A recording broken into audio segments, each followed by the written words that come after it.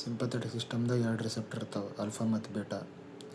Alpha ಒಳಗೆ alpha 1 ಮತ್ತು alpha 2. Alpha 1 ಒಳಗೆ 3 ಇರ್ತವೆ. ಒಂದು ಬ್ಲಡ್ ವೆಸಲ್ಸ್ ಆಗಿರ್ತದೆ, ಒಂದು ಐ ಒಳಗಿರ್ತದೆ, ಒಂದು ಯುರೇತ್ರ ಒಳಗಿರ್ತದೆ. ಬ್ಲಡ್ ವೆಸಲ್ಸ್ ಮೇಲೆ ಬ್ಲಡ್ ವೆಸಲ್ಸ್ ಏನು ಮಾಡ್ತದೆ, ವ್ಯಾಸ ಕನ್ಸ್ಟ್ರಕ್ಷನ್ ಮಾಡ್ತದೆ.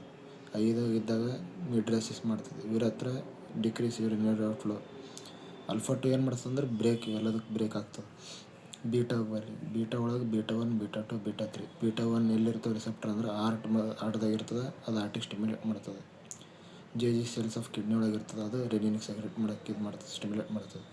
ಬೀಟಾ 2 ಒಳಗೆ ಬ್ರಾಂಕಸ್ದಾಗಿರ್ತವೆ, ಬ್ರಾಂಕೋ ಡೈಲೇಷನ್ ಮಾಡ್ತದೆ. ಬ್ಲಡ್ ವೆಸಲ್ಸ್ ಇರ್ತದೆ, ವ್ಯಾಸ ಡೈಲೇಷನ್ ಮಾಡ್ತದೆ. ಸ್ಕೆಲ್ಟಲ್ ಮಸಲ್ಸ್ ಮೇಲೆ ಆ್ಯಕ್ಟ್ ಮಾಡಿದಾಗ ಟ್ರೆಮರ್ಸ್ ಮಾಡ್ತದೆ. ಯೂಟ್ರಸ್ ಆ್ಯಕ್ಟ್ ಮಾಡಿದಾಗ ಅದು ರಿಲ್ಯಾಕ್ಸ್ ಮಾಡ್ತದೆ. ಅದು ಅದಕ್ಕೆ ಇದು ಟೋಕಲೆಟಿಕ್ಕಾಗಿ ಯೂಸ್ ಮಾಡ್ತಾರೆ.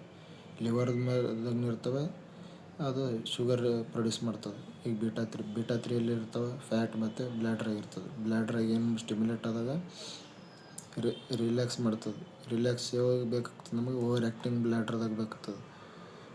ಅದಕ್ಕೆ ಒಂದು ಗೋಲಿ ಹೆಸರು ಮಿರಾಬೆಗ್ರಾನ್.